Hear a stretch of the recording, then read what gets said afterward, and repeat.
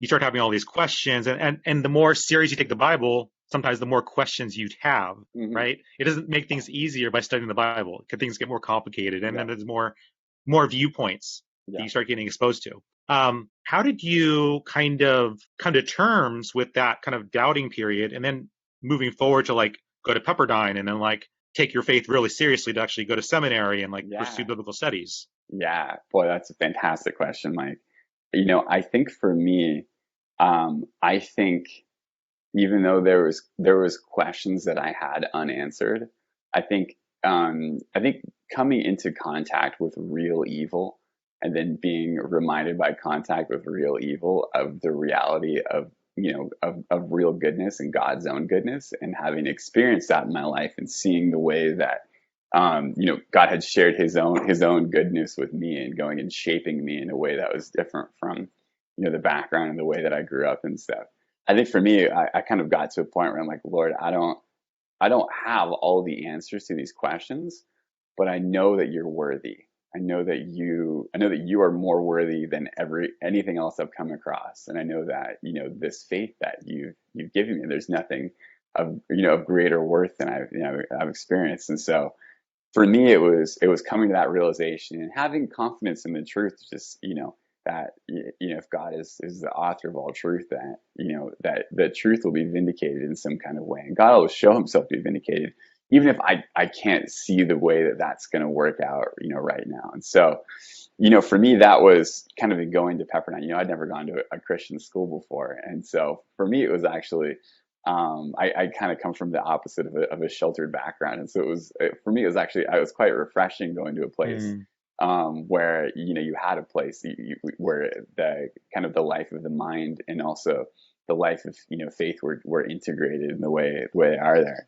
For me, it was a really really beneficial place. And then honestly, as far as ministry stuff, kind of any kind of scholarship things like that, that wasn't sort of my life plan. I didn't. If anything, growing up, I was kind of the more kind of skeptical, cynical kid, and I think as you allude to some of that, it was just like taking it seriously, asking hard questions there, and then not always really getting like serious answers to those questions.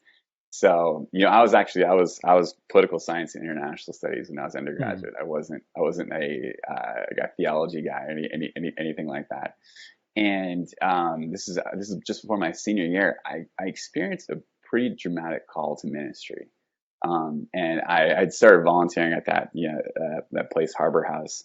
And I mean, that's kind of the only way I can say it, is there was a sort of a personal experience that repeated itself where I could sense that God was wanting me to go towards ministry stuff. And so I just tried to say yes to that, and suddenly had a whole bunch of things, open up where people said, "Hey, can you speak for this thing? Can you be the ministry person for this?" And I'm like, you realize I have zero credentials to do anything, right? And they're like, "Yeah, that's fine. Just come and do it." So that was how I got started. And then yeah, it was just kind of I guess you could say just sort of walking in faith, where it's like I know that I've seen these things to be true.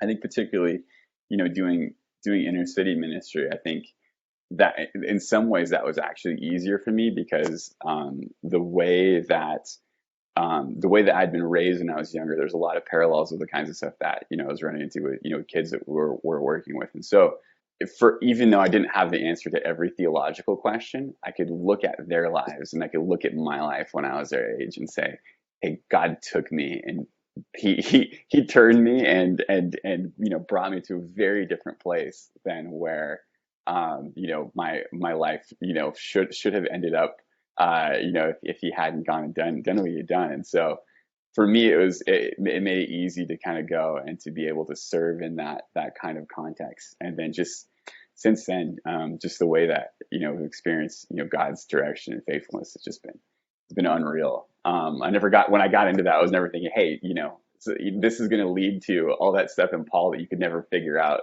All that suddenly, all that eventually being resolved, and actually, being able to contribute something, kind of to scholarship stuff.